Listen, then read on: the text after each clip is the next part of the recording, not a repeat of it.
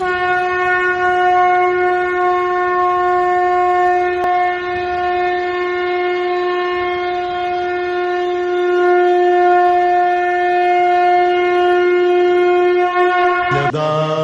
यदा हि धर्मस्य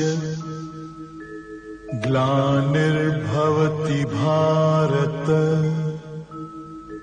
अभ्युत्थानम् अधर्मस्य तदात्मानं सृजाम्यहम् परित्राणाय साधूनां विनाशाय च दुष्कृता। जाल डालता है तो जितनी मछलियाँ दूर दूर होती हैं वो सब उसके जाल में फंसती हैं। जो मछली मछुआरे के पैर के चारों तरफ चक्कर लगाती है वो नहीं फंसती। सिर्फ वो मछली बचती है जो मछुआरे के पैर के चारों तरफ चक्कर लगाती है, वो बचती है। इसी तरीके से दुनिया में लोग सब पिस जाते हैं। पिस जाते हैं कैसे? बोला जैसे चक्की में गेहूँ पिसता है लेकिन जो कील संग लग जाता है वो बच जाता है।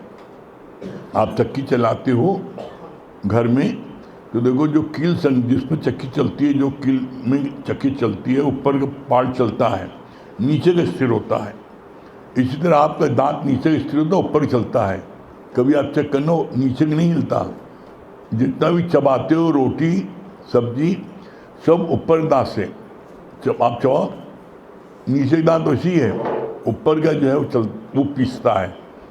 इसी तरीके से ऊपर का वो चक्की का पाटन वो पीसता है और जो उसके कील संग लग जाता है वो बच जाता है बस।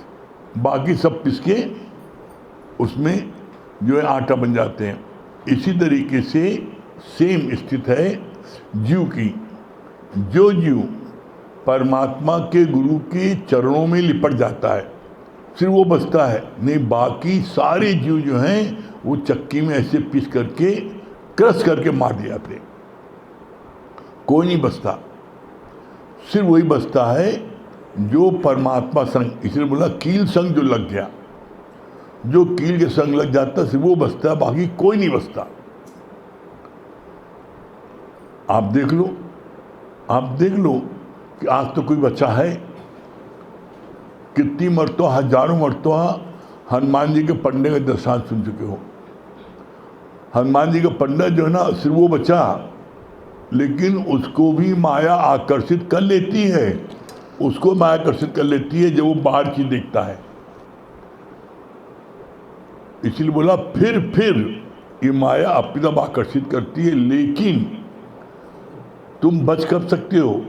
बस एक बात ध्यान रखना, सिर्फ ये लक्ष्मण रेखा के बाहर मत निकलना। रावण ऐसा बलशाली भी तुम्हारा कुछ बिगाड़ नहीं पाएगा। अगर तुम इस लक्ष्मण रेखा के बाहर निकले, लक्ष्मण रेखा मतलब क्या? सत्संग रूपी रेखा। सत्संग रूपी रेखा क्या है कि आप कहीं भी जाओ, किसी रिश्तेदार कहीं जाओ, अपने साथ में कुछ सत्संगी पकड़े रहो। तो आपके जो रिश्तेदार हैं, जो आपके कैसे भी दोस्त हैं, आपसे कोई माया की बात नहीं कर पाएंगे। पता है दूध लिया किसको पाले रहता है दूठो, और वो एकदम में क्या बोलेंगे? वो माया के बाद आप करेंगे नहीं। अपने पहले रखे रहो, पहरेदार। आप भी नहीं करोगे, वो भी नहीं करेंगे, और इससे बच जाओगे। बाकी कोई उपाय नहीं है। कोई उपाय कर लो, ये माया इतनी लुहावनी है। बोला कि ये प्रमथन स्वभाव वाली इंद्रियां बलात्कार से भी अपने मन की बात को पूरा कर लेती हैं। बलात्कार मतलब क्या होता है? जैसे किसी छोटे जीव को आप ऐसे उठा लो और कुछ करना पाए, छटपटाए। उसी तरीके से बलात्कार से आपकी इंद्रियां अपने मन की बात को पूरा करती हैं। लेकिन कब? जब यही इंद्रियां सद जाती हैं तो ये आपके ऑर्डर में चलती हैं। आपको अपनी आंखों को हमें सिर्फ चरण दिखाना है, चरण दिखेगी, चेहरा नहीं दिखेगा। लेकिन कब? जब आपका इंद्रियों पर कंट्रोल होगा, और ये कंट्रोल धीरे धीरे धीरे धीरे एक दिन आपके पास आ जाता है। करत करत अभ्यास के जड़मत हो सुजान, एक दिन कंट्रोल आ जाता है। लेकिन आप चाहो एक दिन में आ जाए, ऐसा नहीं। ठीक है, चलिए हम लोगों का जो है ना, हम लोगों का दादा भगवान के मेन इम्पॉर्टेंट पॉइंट्स चल रहे हैं। जैसे आप अभी बोले दो पाटन के बीच में से एक कभी रखा है, जैसे कहता है चलता हत्या देख कर दिया कबीरा रोज, दो पाटन के बीच में साबुत सब, बचा। हाँ तो उसने बोला कि साबुत बचा न कोई, तो हाँ, साबुत बचा न कोई, यही बात तो आपसे हम कह रहे हैं कि साबुत बचा न कोई। मतलब क्या हुआ? जैसे गेहूं है, चना है, जौ है, कोई भी चीज़ है, आप जो घर में चक्की होती है उसको आप उसमें पीसते हो तो क्या करते हो? आप ऊपर से डालते जाते हो, और जो दाना उन दो पार्टन के बीच में आ जाता है वो एकदम पिस जाता है। और जो दाना कील के संग लग जाता है, अंत तक देखना आप उस चक्की में, जो घर की चक्की चलाओगी, उस चक्की में जो नीचे का चक्का होता है उसमें कील होता मोटा, और उस कील के ऊपर ऊपर जो है एक पत्थर होता है, उसमें गोल छेद होता है, उस पर रख दिया जाता है, और उसमें खूंटी बनी तो उसको इसे चलाते हैं। तो उसके बीच में दो पार्टन के बीच में, ऊपर एक पार्टन नीचे, अब दो पार्टन के बीच में जितने दाने आ जाते हैं, चने के, गेहूं के, जिसके दे, वो सब एकदम पिस के आटा बन जाते हैं। साबुत बचा न कोई, साबुत बचा न कोई। इसके आगे ये भी लिखा है, कील संग जो लग गया। कील संग मतलब क्या? जो कील के संग लग गया उसका कोई कुछ नहीं बिगाड़ सकता। इसका सिद्धांत क्या है? जो परमात्मा के चरण पकड़ लिया, गुरु के चरण पकड़ लिया, उसका काल भी कुछ नहीं बिगाड़ सकता। इसका प्रमाण है, जब भविष्य उस संत जी ने जो ज्योतिषी थे, उन्होंने बोला लड़के को, बोला कि तुम्हारा कल सूर्य उदय होने के पहले तुम्हारा शरीर शांत हो जाएगा, तुम्हारी रेखा बता रही है। बड़ा गुरु सेवा में रहता था। गुरु ने देखा कि इसको ऐसा बोला है, ऐसा होना है, तो वो रोज गुरु के चरण दबाता था रात में सोते समय, और गुरु जी कुछ देर बाद उससे बोलते थे, बेटा अपने घर जाओ। उस दिन जब ये बात आई, कल सूर्य उदय होने के पहले तुम्हारा शरीर अंत हो जाएगा, तुम्हारी रेखा बता रही है। गुरु जी ने उस दिन जब पैर दामने बैठा वो शिष्य, तो उससे घर जाने को नहीं बोला। वो सारी रात पैर दाबता रहा। काल 3 बार आया, तुम्हारी अम्मा बुला रही हैं, तुम्हें खाना देना है, भूखे प्यासे हो, कल से नहीं आए हो। बहुत से बहाने बुलाए और कहा, तो उसने अंदर से गुरु का चरण दाबते दाबते बोला कि मैं यहाँ से कहीं नहीं जा सकता, उन्हें खाना देने को यहाँ ला के दे दे, उन्हें मिलना को यहाँ मिलने। काल बुला रहा था उसको बार बार, और जब सूर्योदय हो गया, उसकी मृत्यु टल गई, तब उसके बाद में उसको गुरु कब जाओ। तो बोला काल की भी क्या मजाल है जो गुरु के सामने आ जाए। तो बोला कि उसका जीवन बचाना, इसीलिए बोला कील संग जो लग गया उसको काल भी नहीं छू सकता। जो कीली संग में जो गेहूं लग जाते हैं, देखो मुट्ठी भर गेहूं रहता है, जो कीली से चपक जाता है, उसका पूरा साबुत रहता है। आटे की चक्की में आप देख लो, वहाँ भी जो किनारे लग जाता है उसका कुछ नहीं होता। जो पाटन में आ जाते हैं वो पिसते हैं। और तो दूसरी बात ये थी, जैसे आप बताते हैं ना कि जैसे हमें कोई कर्म बनता है, तो जैसे हम भगवान को अर्पण करते हैं, सुबह उठे हमने भगवान को अर्पण कर दिए, उसके बाद अगर हमसे कोई गलती कार्य हो रहा है, अब या तो कोई बात हो रही या कोई गलत बात हो रही है, तो उसका परिणाम हमें मिलेगा ना? क्या भगवान उसका?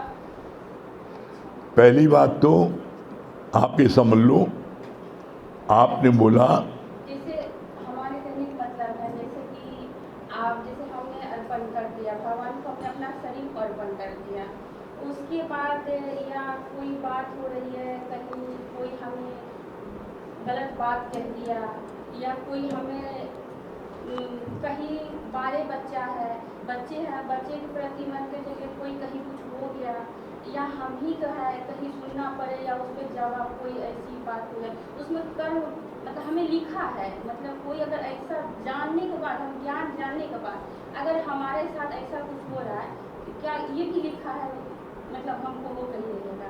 बिल्कुल भोगना पड़ेगा। वही वो चीज़ हम मालूम क्या है जैसे इसमें चालाकी क्या करता है इंसान? हमने प्रातः काल ये बोला कि हे गुरु आपका लाख लाख शुक्राना है, आपने इतना सुंदर शरीर दिया, अब दिन भर जो सेवा लेनी हो आप ले लो, ये बोला। तो क्या इसके अनुसार हम दिन भर चलते हैं? फिर ठगी हो गई। नहीं, जब आप कोई भी एक्शन लेते हो, बच्चे को किसी ने मारा पीटा, तो आप काहे बोल रहे हो? मुंह बोल रहा है, आपने बोल मुंह बोल रहा है, तो भगवान ने कहा तो बोलो। भगवान ने प्रेरणा दी थी? नहीं, ये मेरी इच्छा बोल रही है। तो जो इच्छा बोल रही है तो उसका भोगमान भोगना पड़ेगा आपको।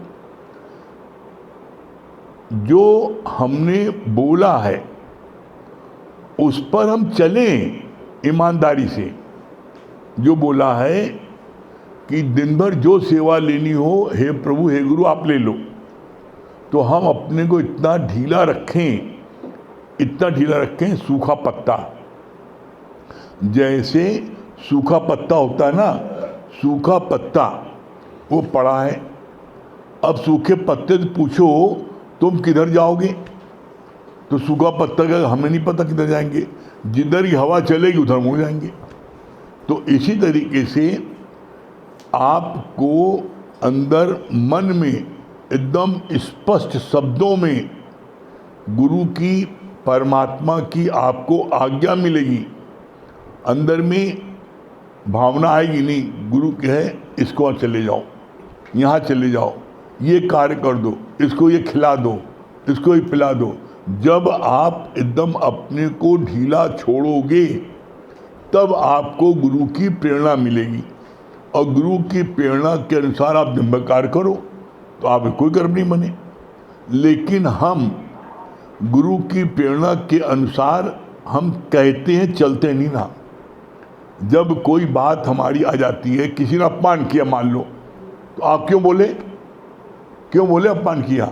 आप शरीर हो, आप देह नहीं हो, आप आत्मा हो, तो आप क्यों बोले? इसका मतलब आप देह में आ गए, जीव भाव प्रकट हो गया, और जीव भाव प्रकट हो गया, आपने अपमान का बदला ले लिया, आपने मारा उसको, गाली बक्का, तो आप जीव बन गए। आप हो ब्रह्म, लेकिन ब्रह्म जो है उसको क्या किसी बात, ब्रह्म है कौन? जिसका न रूप न रंग न रेख, त्रिगुण से भिन्न, जिसका कोई रूप नहीं है, रंग नहीं है, कोई वो नहीं है, वो निर्गुण निराकार ब्रह्म है, शक्ति। तो क्या शक्ति को कोई पिंच वाद लगेगी? उसको जो है उसको ब्लेड लगाओ, लगेगा नहीं। किसको लगेगा? शरीर को लगेगा, जीव को लगेगा। तो हम अगर कोई हमारा अपमान करता है, गाली बकता है, कितना मेरा कुछ करता है, हम नहीं बोलते, तो इसका मतलब नहीं भगवान कहेंगे मत बोलो, नहीं। भगवान आपको प्रेरणा देंगे, मारो उसको बल भर के, तो मारो बल भर के। भगवान प्रेरणा भी दे देते हैं, थोड़ी नहीं। एक जब तक पाप का घड़ा नहीं भरता किसी का, जब तक भगवान प्रेरणा नहीं देते। और अगर भगवान प्रेरणा आपको नहीं देते तो किसी न किसी घट में बैठकर प्रेरणा देते हैं, और जो आपको सता रहा है देखिए उसको जो है उसको बल भर मार पड़ेगी। ऐसा हम लोगों को प्रत्यक्ष सामने ये सब हुआ है। एक रिक्शे वाला गरीब कमजोर बेचारा अब चला रहा है, अब ढलान पर रिक्शा चलेगा तो ढलान पर आप जा रहे हो तो अगर आप चाहे कितना ब्रेक मारो तो दर पर नहीं रुकेगा रिक्शा, क्योंकि रिक्शे में जो है वो सरकते हुए आगे निकल जाएगा। उसमें रिक्शे में ये पावर ब्रेक नहीं होता है कि जहाँ चाहे वो कार में पावर ब्रेक होता है, मारो तो उसी दर पर रुक जाएगा। आगे कार वाला जा रहा था, अब एका कोई बच्चा आया, कार वाले ने ब्रेक मार दिया जोर से, गाड़ी रुक गई। अब रिक्शा भी आ रहा था तेजी पीछे से, अब रिक्शा कैसे रुके एकदम से, उसने पीछे से टक्कर मार दी।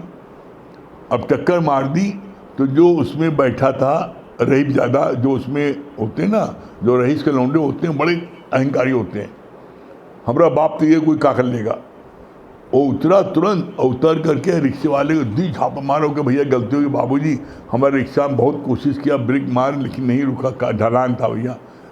उसको गलती मान रहा है तब भी उसको मारा 2 झापड़, एक झापा मारा, गलती मारना, फिर दूसरा मारा।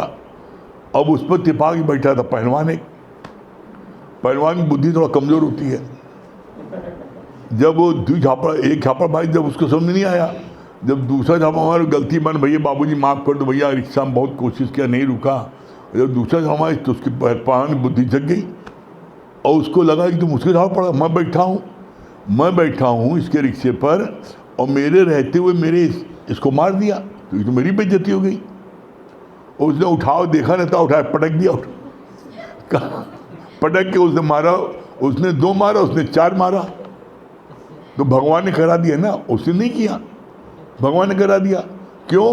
क्योंकि उसका पाप घड़ा भर चुका था। वो रही दादा जो कई जगह ऐसा कर चुके थे, किसी ने नहीं बोला। अब वो रिक्शे पर तिफा के पहलवान बैठा था और पहलवान को लगा मेरी बेइज्जती है, ये इसने मारा, इसको मुझको मारा है। और वो पहलवान लोग ज़्यादा बात नहीं करते, उठाए पटक के मारा का तुमने जो हमारे रिक्शा वाले को मारा, वो अपने रिक्शा वाला मान लिया। तो देखो इसीलिए कहा गया है भगवान ने इस धरती पर सबको बाप बनाया है, सबका बाप है। तुम नहीं बोलो, आप नहीं बोलोगे तो भगवान घट में बैठकर किसी न किसी घट बैठ कर के उसका वो जो है उसको सजा दिलाएंगे। कैसे? आप देख लो, जितने भी मारे गए तो किसी न किसी के घट में बैठ के भगवान ने मरवाए ना। हिरण्यकश्यप कितना आताई मचाया था वो जो है प्रहलाद को पर्वत से फिकवाया, सांप से कटवाया है, नदी में डुबाया, हाथी से कुचला, क्या नहीं किया, बाप उसका सगा।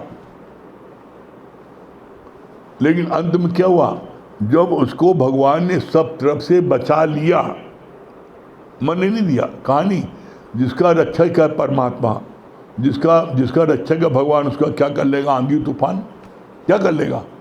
तो बहुत कोशिश की प्रहलाद को मारने की उसके पिता ने। क्यों? क्योंकि प्रहलाद का पिता कहता है तुम उसको भगवान बोलो, कहते भगवान तुम कहाँ, भगवान तो जो है वो निराकार ब्रह्म है। तो वो उसको नहीं मानता था, जिसके कारण से अंत में, अच्छा क्यों ऐसा कह रहा था, कारण क्या था? क्योंकि उसने वरदान ले लिया था कि न मैं दिन मरूं न रात मरूं, न मैं किसी हथियार से मरूं, न किसी जानवर से मरूं, न मनुष्य मरूं, मतलब सारे वरदान ले लिए थे उसने, किसी से न मरूं। जितनी मरने की पॉसिबिलिटी थी उससे सब सारे वरदान लिए। तो अब उसको इतना में कोई मार ही नहीं सकता। इसी कारण से उसने अत्याचार करना शुरू कर दिया, अपने बेटे के साथ अत्याचार किया। अंत में जब किसी कीमत पर नहीं मर पाया, उसको मारने की कोशिश की, तो अंत में उसको खंबे से बांध दिया, गर्म खंबे से।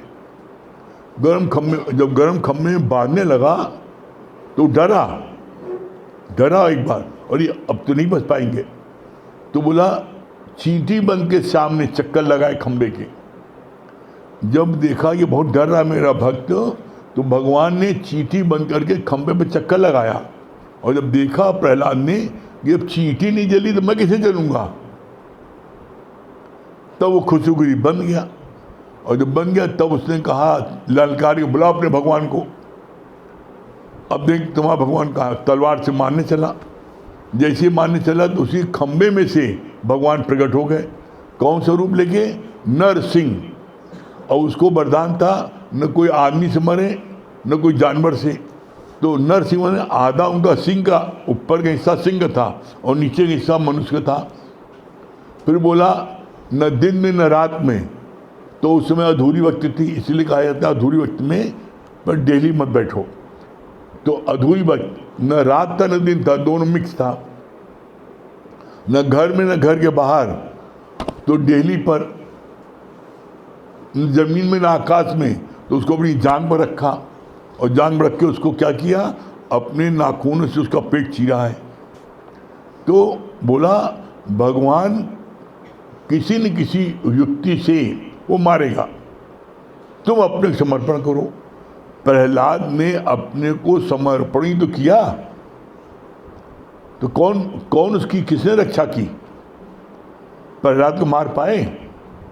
अर्जुन ने समर्पण किया तो अर्जुन को कौरव लोग मार पाए? कितना उपाय किया, कितना छल कपट किया, लाक्षागृह में को सबको जिंदा जलाने की कोशिश की, मार पाए? भीष्म प्रतिज्ञा ने, भीष्म की प्रतिज्ञा होती है, उनकी प्रतिज्ञा अटल है, उन्होंने प्रतिज्ञा ले लिया। जब दुर्योधन ने भीष्म पितामह के ऊपर लांछन लगा दिया, भीष्म पितामह कौरव के सेनापति थे, कौरव की सेना के सेनापति थे, और उनको पर लांछन लगाया कि तुम दुश्मन से मिले हो, इसीलिए तुम नहीं मार रहे हो पांडव को। तो उनको भी पता नहीं, पहलवानों की बुद्धि कम होती है, उन्होंने प्रतिज्ञा ली, अच्छा ऐसी बात है तो मैं प्रतिज्ञा लेता हूँ, कल जो है सूर्य अस्त होने पहले कल मैं अर्जुन का वध कर दूंगा। अब जब भगवान ने को खबर लगी कि भीष्म प्रतिज्ञा ले लिए, अभी तो मार देगा, तब क्या किया?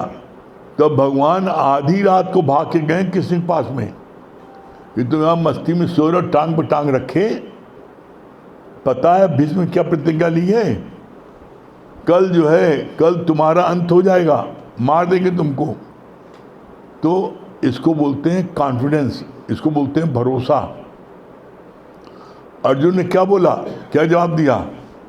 जिसका रक्षक जग रहा है तो मैं क्यों नहीं टांग पे टांग रख के सो, फिर सो गया, कहीं तुम्हें जो करना करो, हम कुछ नहीं करेंगे। ये है भरोसा।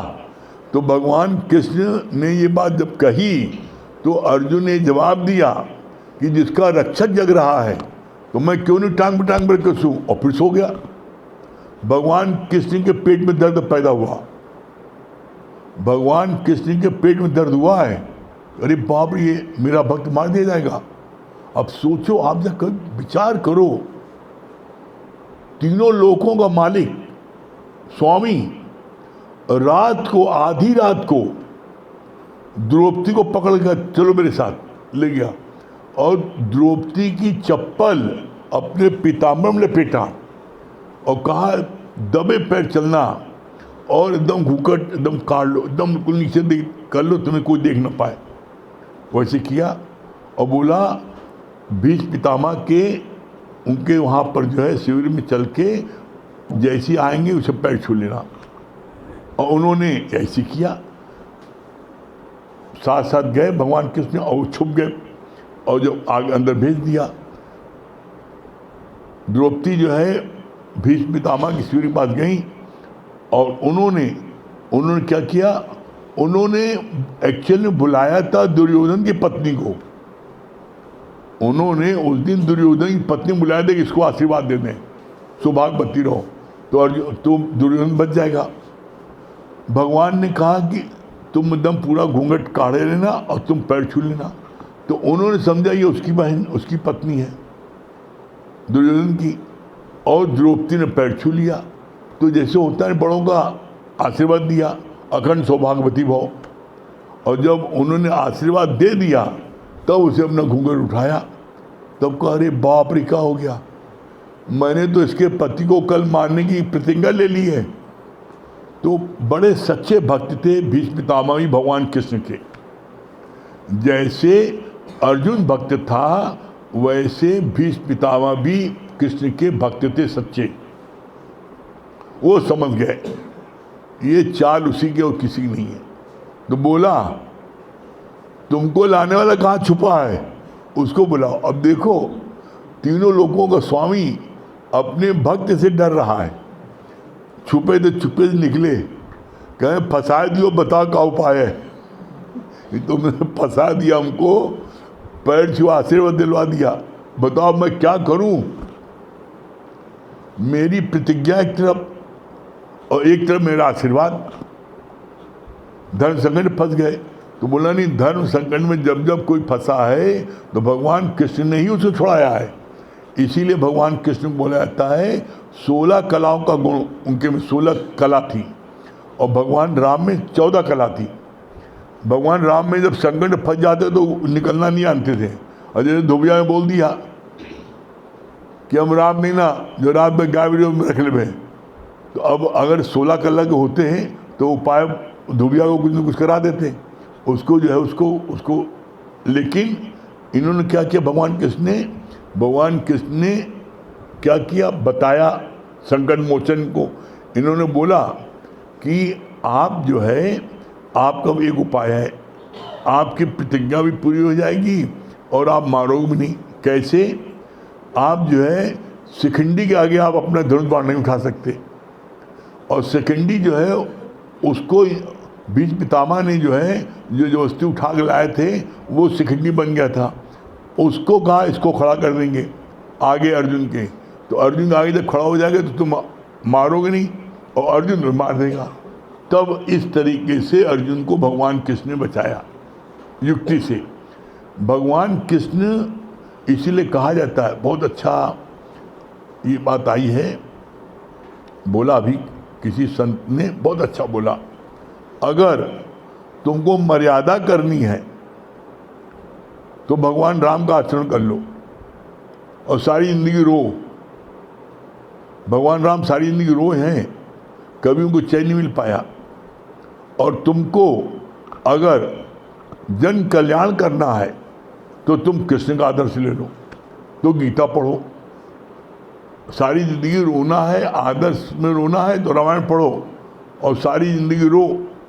और अगर तुम्हारे को इस धरती की सुख भोगना है, मौज लेना है, अच्छे से रहना है तो आप गीता पढ़ो। गीता में ये कभी नहीं कहा गया है कि आपके ऊपर कोई आक्रमण करे तो आप बुज़दिल की तरह जो है भागो, नहीं बोला गया। बोला गीता में अगर कोई तुम्हारे पर आक्रमण करता है तो उसका बहादुरी सामना करो और उसको जो है फल की चिंता नहीं करो। अपनी तरफ से कभी अटैक नहीं करो, अपनी तरफ से कभी लड़ाई की पहल नहीं करो। लेकिन अगर आप घर में शांति प्रिय हैं, आप घर में बैठे हैं बाल बच्चों के साथ में और कोई गुंडा बदमाश आ जाए बंदूक लेकर के और आप लोगों को मारने पीटने लगे कि घर से निकलो अब घर पर हम रहेंगे, तो आप उस समय ये बोलो अहिंसा परमो धर्म, अच्छा भैया निकल रहे हैं, तो ये तुम बुज़दिल हो, डरपोक हो, कायर हो, नपुंसक हो। अगर वो आता है तो उस समय आप अपनी पूरी ताकत से आप एक नहीं 10 को मार दीजिए, कोई दोष नहीं ना, कोई हत्या नहीं ना। क्यों? अपनी आत्मरक्षा के लिए अगला मेरे ऊपर अटैक कर रहा है तो आप अपनी आत्मरक्षा के लिए कितनों को मार दो, कोई पाप नहीं है, उसका कोई बुरा परिणाम नहीं है। वो जो है उसके लिए आया है ना कि अब महाभारत में अपनी आत्मरक्षा के लिए पांडवों ने लाखों करोड़ों मारा, कितने लोगों को मारा, कितनी सेना थी, सबको मारा, उन्हें पाप लगा, सब तर गए। तो अपनी तरफ से हमें किसी की लड़ाई की पहल नहीं करनी है, लेकिन कोई आपके ऊपर घर पर चढ़ जाए और आप पर अटैक करे, आप उस समय जो है बुजुर्ग तरह भागो, हैं, उस समय आप बुजुर्ग तरह आप सरेंडर कर दो, वो गलत है। आप उस समय अपनी ताकत से, पूरी ताकत से आप उसका मुकाबला करो, और उस समय आप कितनों को भी मार देते हो, कोई उस पर आपका हत्या का आरोप नहीं लग सकता, और सब माफ है। गीता में ये सिखाती है।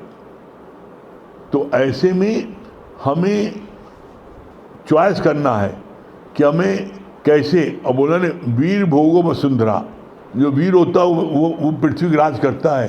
तो कभी आज तक किसी डरपोक ने, कायर ने राज किया है? देख लो, जो डरपोक होता है, कायर होता है, वो कहीं भी राज नहीं कर सकता। जीवन में आपके विपरीत परिस्थिति आएगी, संकट आएगी, सब कुछ होता है, लेकिन आप अपनी तरफ से कभी भी किसी चीज़ की पहल नहीं करो, भगवान ने ये बोला है। लेकिन कोई पहल करता है तो उसका जवाब जोड़ दो, उसके लिए बुज़दिल नहीं बनो। और हमने तो ये देखा है जीवन में कि आप जितना डरोगे दुनिया उतना आपको डराएगी, और जितना आप सामना करने में हो जाओगे, नहीं मरेंगे मारेंगे, तो कोई बड़ा से बड़ा बदमाश भी हिम्मत नहीं करता सामने आने की। क्यों? क्योंकि आपको दुनिया का कोई व्यक्ति, जब तक आपकी मौत नहीं है, कोई मार नहीं सकता। ये आपका अंदर का डर आपको भगाता है। स्पष्ट शब्दों में गीता में है, 6 चीजें भगवान ने अपने हाथ में रखी हैं: हानि लाभ, जीवन मरण, यश अपयश विधात।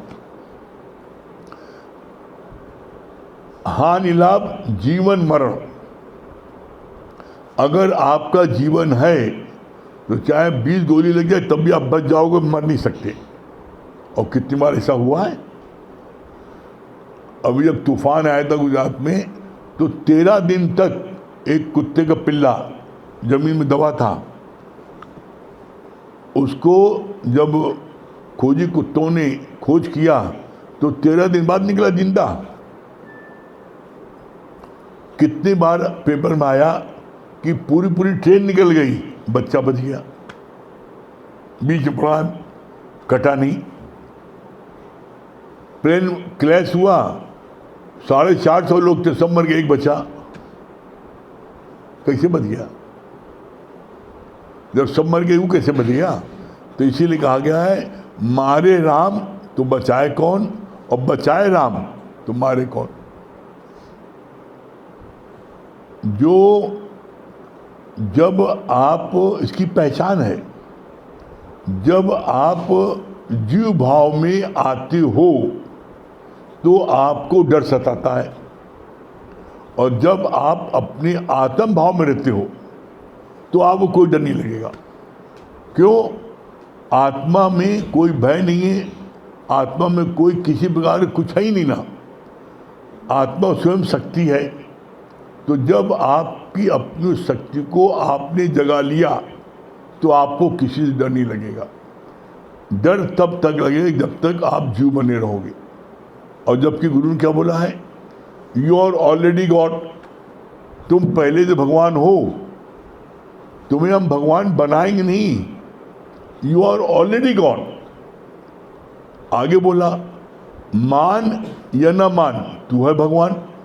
और भगवान कैसे कहें भाई तुमसे? जब नरेंद्र को बड़ी बुद्धि, बड़ा पढ़ा लिखा था, बहुत बुद्धि चलती थी, उन्हें मानना था भगवान, तो उसको जो है उससे पूछा तुम्हारा नाम क्या है? उसने कहा मेरा नाम नरेंद्र है। नरेंद्र है तो बोला ये तो तुम्हारा सीना है, नरेंद्र कौन? क्या मैं नरेंद्र? कहीं तुम्हारा माथा है। मैं नरेंद्र, तुम्हारा सिर है। मैं नरेंद्र, तुम्हारा हाथ है। वो शरीर के हर अंग में हाथ लगा बता मैं नरेंद्र। तो शरीर के हर पार्ट का नाम है। अगर तुम यहाँ भी आँख लगाते हो भाव है, इतनी तरह देखा मैं, ये आँख लगाते हो, ये आँख है, यहाँ आँख, नाक है, शरीर के एक एक पार्ट का नाम है, नरेंद्र कहाँ है?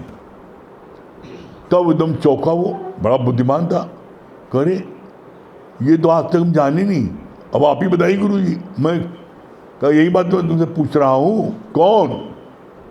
तब उसने तब बोला, उसका नाम तब से विवेकानंद पड़ा, उसका विवेकानंद तब पड़ा। क्यों? उसको ये बात, मैं कौन हूँ, यही तो हम लोग नहीं जानना चाहते, ये जाने मैं कौन हूँ। आप शांत में बैठ करके आप बोलो, उच्चारण करो, या आप शांति बैठो और फील को मैं कौन हूँ, आपको अंदर जवाब आएगा, मैं वो सत्स्वरूप आत्मा हूँ, मैं ब्रह्म हूँ। कैसे? जैसे आप देखो बोलते हो ओम बोलो, तो देखो अंत में क्या आता है, वो ओम मैं हूँ जब पहले मुंह खुलेगा, और जब ओम समाप्त होगा तो मुंह बंद हो जाएगा, मतलब वो तुम ही हो। कैसे? देखो आप बोलो ओ,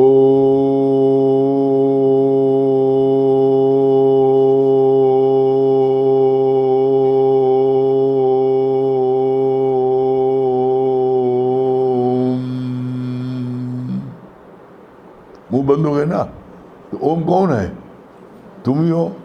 फिर आ जाओ, गुरु हर चीज साबित करता है, राम बोलो, राम मुंह खुलेगा और माँ बंद हो जाएगा, बोलो राम,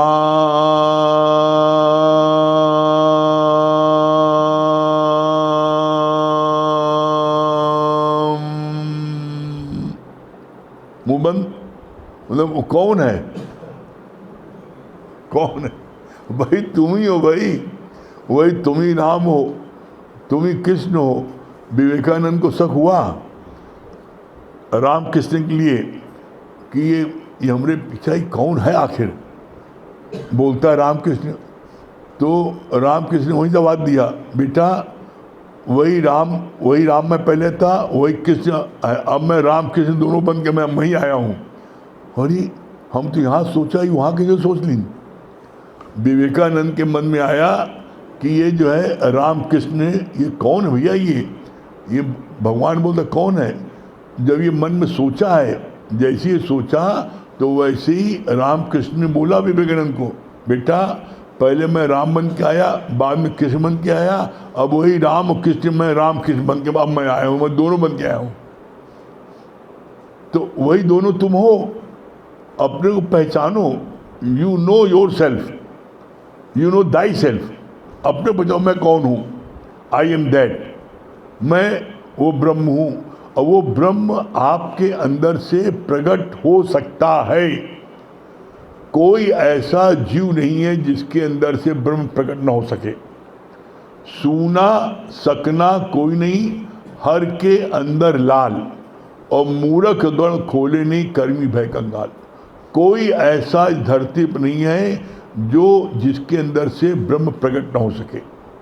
जैसे दूध की एक एक बूंद में मक्खन है, मक्खन को प्रकट करने के लिए एक प्रोसेस है। मक्खन को प्रकट कर क्या है, दूध को उबालो, ठंडा करो, जामुन डालो, रात भर रखो, सुबह दही जम जाए, मथानी चलाओ, मक्खन निकल आएगा। वहाँ एक प्रोसेस है मक्खन प्रकट करने का। यहाँ भगवान प्रकट करने का दो प्रोसेस है। दो प्रोसेस क्या है, श्रवण मनन निध्यासन। श्रवण माने मन मना भाव, तेल धारा व्रत, गुरु के वचन को सुनो। फिर मनन, जितना वचन सुना है वो मेरे जीवन में उतरा है, इस पर इसका मनन करो। मनन करना ही नहीं होता है कि कैसे की तरह पूरी ये वाणी चली बता दिया, मनन करना नहीं ना। मनन करना जो वचन चले हैं क्या वो मेरे जीवन में पूरे पूरे उतरे हैं। जो जो वचन चले अपने लिए उतार लो, जो पूरे वचन उतार लो तो तुम्हारे अंदर से उसी पल वो ब्रह्म प्रकट हो जाएगा। कैसे, इसका फिर प्रमाण दिया। कैसे, जैसे बीज में वृक्ष समाया है, अब कोई का बीज वृक्ष कहाँ से आ जाएगा? है बीज जब धरती में दाखिल हो जाएगा और अपनी हस्ती को टोटल गुम कर देगा, उसी क्षण वहाँ से पोपल निकल आती है, पौधा आता है, पेड़ बनता है और फिर छाया मिलती है और फल फूल सब आ जाते हैं। बीज में से वृक्ष कब पैदा हुआ? जब बीज ने अपनी हस्ती को गुम किया। इसी तरीके से जिस दिन जीव अपनी मैं को मिटा देगा, उसके अंदर से वो ब्रह्म प्रकट हो जाएगा। ये प्रोसेस है। कर देखो, 2 प्रोसेस जो बताए गए, पहला है श्रवण मनन निध्यासन, दूसरा है सुनत कहत रहत गति पाए। सुनो फिर किसी जरूरतमंद की सुनाओ, तुम्हारी स्थिति ब्रह्म की बन जाएगी। जो सरल लगे करो, बाकी मर्जी अपनी। ठीक है। निध्यासन मतलब था स्थित होना, ब्रह्म की स्थिति बन जाना। अगर आपने श्रवण किया, मनन किया और पूरे वचनों को अपने जीवन में लगा लिया, तो निध्यासन में ब्रह्म प्रकट हो जाना, वो स्थित बन जाना। सुनत कहत रहत गति पाए, आपकी गति ब्रह्म की हो जाएगी। दोनों प्रोसेस है, जो चाहे कर लो, आपका अंदर से ब्रह्म प्रकट हो जाएगा। जैसे तीसरा बताया गया, बीज को मट्टी में डाल दो, बीज जब जिस दिन पूरा गलेगा, जहाँ गलेगा उसी जगह पोपल निकल आती है, फिर पौधा बनता है, फिर वृक्ष बनता है, फल फूल निकलते हैं, सबको लाभ मिलता है। उसी तरीके से जीव है।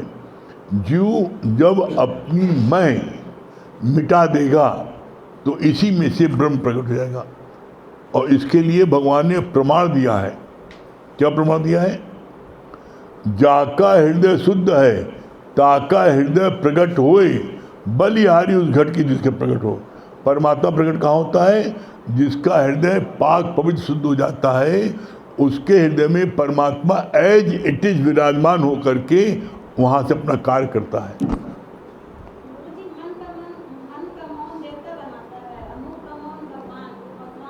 हैं? नहीं, फिर से बोलिए, क्या बोले आप? नहीं, मन का बंद, ये जो है बोला मुख का मौन। मुख का मौन देवता बनाता है और मन का मौन भगवान बनाता है। मन का मौन भगवान, मुख का मौन बनाता है देवता। मन इसीलिए बोलते हैं मन अमन हो गया। बोला नहीं, मन मारन की औषधि सदगुरुदेव बताए। मन जब आपका अमन हो जाएगा, अमन माने क्या होता है? इसको बोलते हैं निर्विचार समाधि। कोई मन में विचार ही नहीं चले, आप लेटे तुरंत नींद आ जाए, बैठे हैं कोई विचार नहीं चल रहा है, भगवान की गीत गुनगुना रहे आप। लेकिन अगर आपका माया, आपकी कहीं आसक्ति है तो माया का विचार आएगा, बाल बच्चों का विचार आएगा, दुकान के विचार आएगा, मकान के विचार आएगा। परमात्मा के अलावा सारी विचार आएंगे जो माया फंसे हैं। अब ये एक दिन नहीं होगा, इसीलिए हमको तो सबसे सरल साधन लगा है जो मैंने अप्लाई किया अपने जीवन में। गुरु जी ने बोला माया से छूटने का सबसे सरल उपाय है दोनों समय का सत्संग, बस। और मैंने वो चीज़ किया, अपने आप सब चीज़ छूटती जाएगी। आप मनुष्य इतना लालची है, इतना हरामखोर है, वो छोड़ने नहीं चाहता। लेकिन आप एक नियम बना लो, कुछ हो जाए, चाहे शरीर अस्वस्थ हो, चाहे ठीक हो, चाहे नहीं ठीक हो, हम अपने को सत्संग मिला के पटक देंगे। आप पटक दो, आप दिन भर आराम करो, कोई नहीं ना, दिन भर जो नहीं करो। अरे भाई आप सोचो, विचार करो, 24 घंटे में मात्र 2 घंटा भगवान कह रहे हैं, 1 घंटा सुबह, 1 घंटा रात, बस। आप 2 घंटे अपना समय दे दो सत्संग में, आपकी सारी माया अपने आप छूट जाएगी धीरे धीरे। हैं? कब्जा लेने दो, कब्जा ले कब आ जाइए? यही कंकड़ पत्थर, वो कंकड़ पत्थर लेके जाइए साथ में, यही तो इंसान को आने नहीं देता। और जब कभी आप मन में देख लेना कि कोई बहाना नहीं ना, हमारे सिर्फ एक बात कहना है, दादा भगवान ने किया, दोनों समय सत्संग बैठे, गीता भगवान ने किया, ब्रह्म भगवान ने किया, हम लोग कर रहे हैं। जब वो कर सकते हम क्यों नहीं कर सकते? तुम्हारे भी 5 तत्व का शरीर सबका भी है, सब शरीर में उथल पुथल होती है, लेकिन जब आपकी स्ट्रांग विल होती है तो आप आते हो हैं। आप 2 समय कहते हो, हमारा रोज 3 समय होता है, रोज 3 समय सत्संग होता है। हम आपसे 2 समय कहते हम 3 समय होता है रोज। सुबह पहले कमली बाग में होता है, फिर लक्ष्मीनारायण मंदिर में होता है, फिर यहाँ होता है रात में, और इसके बाद फिर 3 घंटे लोगों का फ़ोन सुनते हैं। तो आप धीरे धीरे आप अपने आप देखोगे सब चीज़ छूटती जाएगी, आप इधर बढ़ते जाओ और इसमें आनंद मिलता जाता है। आप कोई चीज़ छोड़ोगे तो आपके अंदर अहंकार आएगा, मैंने ये छोड़ा, तो पकड़ लोगे। यहाँ छोड़ना कुछ नहीं ना, बस सिर्फ आप इस मार्ग पर आगे बढ़ते जाओ।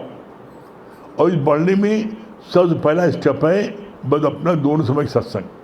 आप जब सत्संग लेते रहोगे, ज्ञान सुनते रहोगे, तो आपके अंदर में पावर ऑटोमेटिक आती जाएगी। भाई कर हम आप कहना मान के आप सिर्फ 3 महीना आप करके देखो, और देखो आपकी उन्नति कितनी तेज होती है। बताए तो मुख कमौन देवता देवता भगवान का अंतर क्या है? एक जन बोलिए। देवता और भगवान में क्या फर्क है? देवता में फर्क यह है, देवता जो है उसको भी मान हान लगती है। देवता भी आपस में लड़ते हैं, देवता भी आपस में लड़ते हैं। अगर आप जो है आप हनुमान जी की पूजा किया तो गणेश जी नाराज हो सकते हैं, गणेश जी की पूजा किया तो हनुमान जी नाराज हो सकते हैं। एक देवता भी लड़ाई करते हैं आपस में, उनकी भी होती है। और देवता को जो है वो एक क्या है, एक अंग है भगवान के। जैसे आपके ये उंगली अंग है, हाथ पर अंग है, वैसे वो भगवान का अंग है। और भगवान पूर्ण शक्ति, भगवान मीन्स पूर्ण शक्ति। आप पूरे ब्रह्म हो, भगवान हो। भगवान जो है क्या है, किसको बुलाता है? वो शक्ति को। देवता शक्ति नहीं ना, देवता जो है उनको किसी को मुक्ति देने की पावर नहीं है, सिर्फ भगवान को पावर है मुक्ति देने की। इसीलिए बोला जाता है मुख का मौन देवता बनाता है और मन का मौन भगवान। आप भगवान ऑलरेडी पहले से हो, आपको अपने अंदर से उस भगवान को प्रकट करना है बस। जैसे जीव भाव माया वालों का संग करते करते बचपन में आप जब पैदा हुए तो आपके घर में आपकी मम्मी ने बोला देखो तुम्हारे मामा आ गए, तुम्हारे चाचा आ गए, तुम्हारे पापा आ गए, कह करके आपको सारा ज्ञान दो करके माया का रंग लगा दिया। आपका नाम ये है, उसको रटते रहे। मतलब सब कुछ आपको ऊपर से परमात्मा का हटा दिया। माता मदालसा की तरह किसी माँ ने आज तक बोला अपने बच्चे को शुद्धोसी बुद्धोसी निरंजन, तू शुद्ध है, तू बुद्ध है, तू निरंजन है। और माता मदालसा के 6 बच्चे हुए, 6 ब्रह्मज्ञानी। गुरुजी हम ये पॉइंट लिख के रखे हैं जी, इसको क्या बोलते हैं दोषी, इसका मतलब हम लोग क्या समझ पाए तो आप बोलते हैं शुद्ध दोषी माने तुम शुद्ध हो, बुद्ध हो, पवित्र हो। ये बच्चा जब आता है तो वो पूर्ण परमात्मा रूप होता है, शुद्ध है, बुद्ध है, पवित्र है, निरंजन है। हाँ, शुद्धोषी, बुद्धोषी, निरंजनोषी, मतलब इसका सबका अर्थ एक है पवित्र। किसी माँ ने अपने बच्चों को नहीं बोला, माता मदालसा ने बोला ही बात। और माता मदालसा के 6 बच्चे थे और 6 बच्चे ब्रह्मज्ञानी, 6 बच्चे ब्रह्मज्ञानी। माता मदालसा का जो हस्बैंड थे, पति थे, माता मदालसा बहुत खूबसूरत थी। उन्होंने, राजा थे उनके पति, उन्होंने ऑफर किया, उन्होंने प्रार्थना की हम शादी करना चाहते हैं। तो उन्होंने कहा एक कंडीशन में शादी कर सकते हैं। क्या? हम अपने सारे बच्चों को हम ज्ञान में लगाएंगे, उनको ज्ञानवान बनाएंगे, तुम उसको किसी भी, हम जो चाहेंगे तुम उसको मांग नहीं सकते। कहा ठीक है। तो 5 बच्चों को जब बच्चे हुए तो उनको शुद्धोषी बुद्धोषी निर्णय करके उनको भेज दिया, जाओ तब करो, भगवान का कार्य करो। 5 ब्रह्मज्ञानी हुए।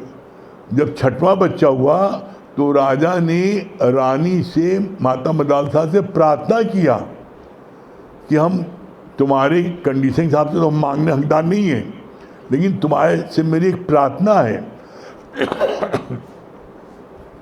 इतना बड़ा राज्य कौन देखेगा मेरे बाद, तो मेरी आपसे रिक्वेस्ट है कि कम से कम एक बेटे को तो हमें दे दो जिसको मैं राज करना सिखाऊं। तो माता मदालसा ने उनकी बात मान ली, और मानने के बाद में क्या किया, उसके जब वो बड़ा हुआ तो उसके बाही में एक ताबीज बांध दिया और कहा जब तुम कभी जीवन में बहुत परेशान हो जाना तब इस ताबीज खोलना।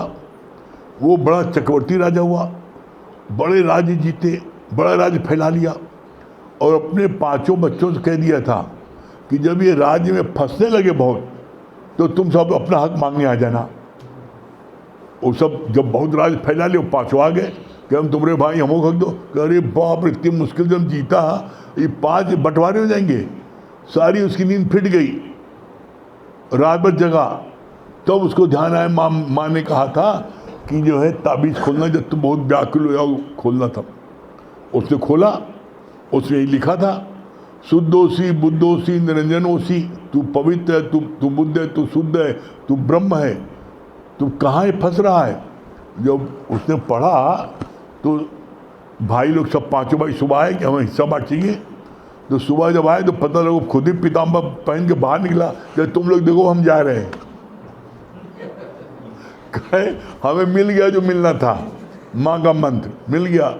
तो कहा भाई हम लोग तुमको यही जगाने के लिए आए थे, हमें थोड़ी राजपाट का वो, तुम बहुत अधिक आसक्त हो गए थे, मार काट मचार, इसलिए माँ ने कहा था हम लोगों को कि जब तुम बहुत अधिक आसक्त हो जाओ तो तुम्हें जगाने के लिए आए थे, और तुम जग गए, हम लोग थोड़ी भी करेंगे। वो लोग चले गए। नहीं तो सुबह उठ के वही भाग रहा था कि हमें नहीं करना है राजपाट। तो जिस दिन आपको ब्रह्म जग जाता है, वो आप जानते हो कि हम कुछ नहीं ले जा सकते, सब कुछ यही रह जा, तो आप किसी बात की लड़ाई झगड़ा करोगे। धन्यवाद आपको प्रश्न करने का। अच्छी बात है, जब कोई प्रश्न होता है तो और खुल के वाणी चलती है, और खुल के जो ज्ञान चलता है और सबका लाभ होता है। हाँ, नीतू जी जयपुर।